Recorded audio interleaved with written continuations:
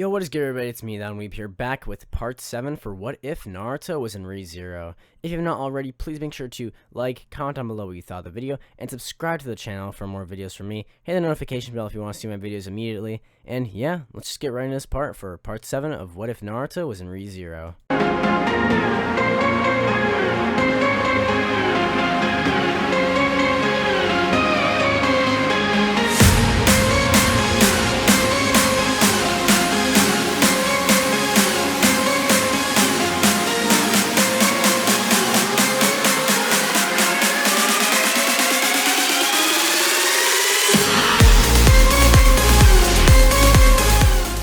Naruto feels his hands covered in rain, the water pouring down around him from the sky.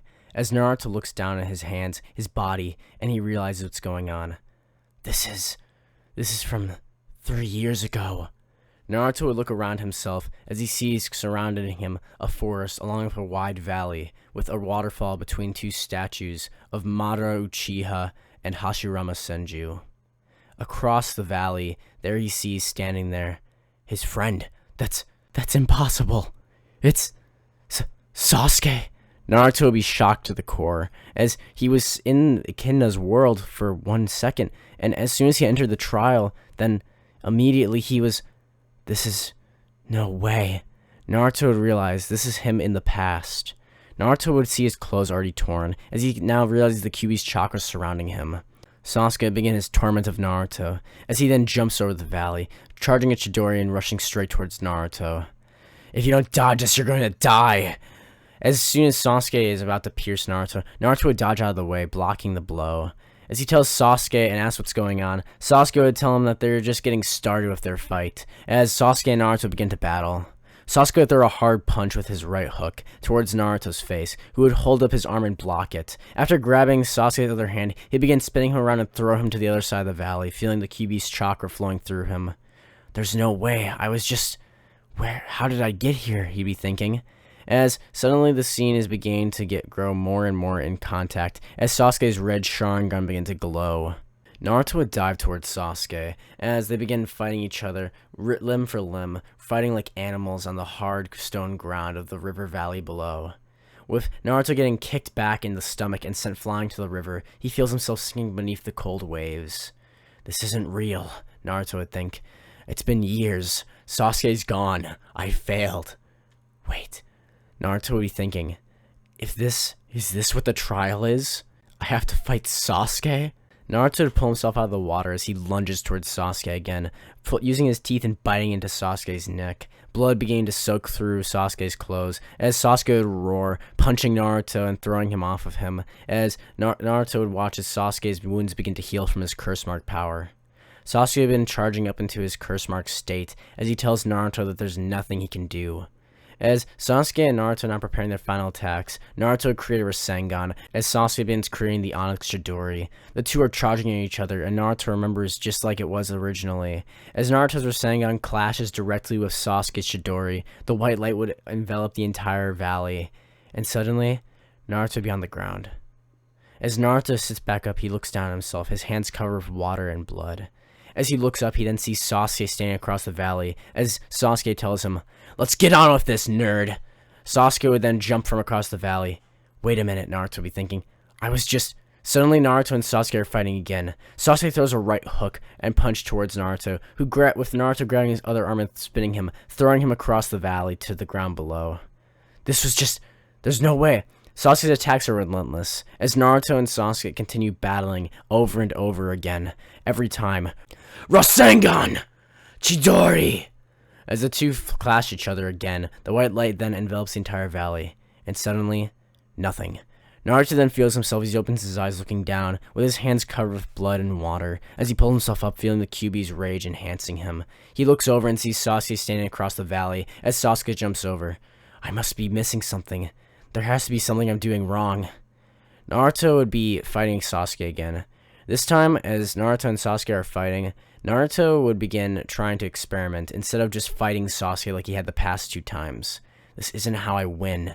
This is not how I'm supposed to get this trial. There must be something I'm missing, Naruto would be thinking in his head as he's trying to deflect Sasuke's blows. Here we are again at the final fight, with Naruto and Sasuke running towards each other, Naruto just about to activate his Rasengan. Wait. Naruto stops. Instead of running forward with his Rasengan, as Sasuke comes running towards him, Naruto will hold his arms out. As Sasuke's Chidori is about to pierce Naruto's chest, Naruto would embrace Sasuke as he tells Sasuke that it's alright, and that he forgives him for trying to leave the village. Sasuke would begin to try and pull away, as he tells him that that's not true, and he tells him that he has to kill Itachi, and he's going to kill Naruto so he can unlock that power. Naruto doesn't know what he's talking about, but he'd still hold on, telling Sasuke that it's all fine. He tells Sasuke that he'll always be there for him and his friend, and that if Sasuke ever needs a shoulder to lean on, someone to cry on, then he'd be there for him. Sasuke would be standing there in shock as the curse mark begins to fade away, with him not even knowing why he was fighting anymore. Naruto would close his eyes, he smiles, telling him it's okay. This is when the light would begin to fade out, as a different ending came to the Valley of the End. Suddenly Naruto would sit up again, as he's not inside of the same world anymore. He looks over around himself, as he then sees something much worse happening. I'm back to normal, but wait, is this... Naruto looks behind him, as he sees a massive crater inside the village. This is no way. There's no way. Naruto would be shocked as he sees the Leaf Village completely demolished. We would suddenly hear Echidna's voice as she says, "Oh, so this is where you lived, huh?" Echidna would now be standing next to Naruto in her full outfit, as Naruto looks down to see himself wearing a red cloak and himself in Sage mode, but not Spirit Sage mode, just regular, normal Sage mode. As Naruto is shocked, asking what's going on, she would tell him that he needs to dodge that probably, as suddenly a wave of energy from the almighty push would begin to shove against Naruto. Naruto would jump out of the way as he looks down in the crater to see 6 figures with purple shining eyes. Who are they? Naruto would see the cloaks that they're wearing. The Akatsuki? How are the Akatsuki here? Echidna would smirk, and following the smirk, she would walk directly inside of one of the panes and then back out, saying that they're not really here. The only one they can see is actually Naruto. This is actually going all inside of Naruto's head. Or, you could say it's some sort of parallel reality. Naruto wouldn't get what she's saying, but as he's dodging attacks, asking her what's really going on. You think that just because you came to our world, that your world just stopped moving? No. The time that you spent here has gone equivalently over in your world. This is what's happening in your village in a few days, actually. If you really want to get back there, I suggest you try and figure some way back, because otherwise this will be the end for you, and well as everyone you've ever known and loved. Echidna's talking in a completely clear and sadistic tone, while she looks completely straight-faced towards Naruto. Naruto's in horror as he watches the 6 Passive Pain murder Sakura, Kakashi, Hinata, and everyone else in the village before his eyes. There's no way. He'd wake up suddenly as Naruto jars awake, banging his head on the ceiling as he jumps up, hitting the top of the temple. As he looks to his side, seeing Amelia now shivering as she's having her own nightmare. I'm out. He did it. Naruto had passed the first trial by figuring out a way to defeat Sasuke and not using violence. This vision that Echidna had showed him was the future. She didn't give him an exact amount of time, but she said it was in the future, meaning Naruto has a few days left. That means that he has to get back to the Leaf Village somehow. But he has to also help Amelia and his friends here. He can't just abandon them here in the sanctuary alone. Naruto would gently lower himself to Amelia's level, as he then gently pats her on the head, asking if she's alright. Amelia would wake up as she sees Naruto jumping and grabbing onto him as she begins to feel tears run down her face, saying it was horrible and she didn't do it, that she wasn't the one who did it. Naruto would be confused, but he would just hold her and tell her it's alright, as Amelia is crying into Naruto's jacket. Naruto would pull Amelia up as he helps her and himself, actually, leave the temple of which the first trial takes place in, the witch's graveyard. As he walks outside, we see Garfield as well as Ram waiting there with Naruto, seeing as they are all worried about Amelia. Amelia did not pass her trial, but Naruto wouldn't let anyone else know that he was the one who actually did pass. In fact, instead he had more worries to worry about now than just the sanctuary. Naruto would talk to Amelia and ask what happened, as she would be too shocked and be completely startled about what had happened in her vision that she'd be silent for a few days, with Naruto trying to console her. Garfield as well as Ryuzu would have taken the villagers from Arlem hostage, as they're using them as bargaining chips for Amelia to be forcefully used as the escape way for them to open the barrier and release the sanctuary. With Naruto now learning more about the sanctuary from Roswaal, Naruto would ask Roswaal the question that he's had on his mind. He tells Roswell that he has a jutsu, a technique known as the summoning jutsu, but he can also use this technique called the reverse summoning jutsu, which would allow him to, maybe if he tried it, to return back to his own world. This is when Roswell would think about and ponder for a second with Naruto's second question. Would there be any way for him to come back, as he can't leave things the way they are right now here with Amelia and him stuck in the sanctuary, as he doesn't know if there's a way for them to break out. With Naruto questioning this, he tells Roswell that there's no time to be indecisive, with Roswell thinking of an idea. He would tell Naruto that it might be possible if he could make a sort of contract with a spirit in this world. Naruto asks what he means. When Roswell would think about it for a second, he tells Naruto to go back to the mansion and talk to Beatrice and tell her that he is that person. With Naruto being confused, the next day Roswell would have sent Naruto along with Ram on their way back to the mansion. Little do they know what they'd be finding there. Smoke covers the buildings as we see the Roswell mansion covered with flames, licking over the surfaces as it burns down to ash. Ram and Naruto in complete shock, as Naruto's first thought of worry is, Rem. Naruto would run to the building, as he creates several shadow clones that all split up different directions down the hallways, with Naruto now running through and opening every door to make sure that Rem's not in there. With Naruto running through the flames, he would eventually see a figure turn around a corner. Stop! Naruto would shout as he runs after this shadowy figure. As soon as he follows in close chase, he would eventually grab the back of their cloak, in which we would see her. There standing there is Elsa. Elsa would smirk as Naruto is shocked. Naruto would take a step back as Elsa suddenly is moving at a blitzing speed. Naruto quickly dived back from the attack as he feels his jacket cut. He looks down and sees that his jacket's been sliced open, but he hasn't taken any damage. Damn it, he'd think. He let his guard down, as Elsa's now laughing, saying that she said that she'd be coming back for him. Naruto would now prepare to fight, as Naruto's getting prepared to activate Spirit Sage mode, as Elsa would then rush at him with her knife.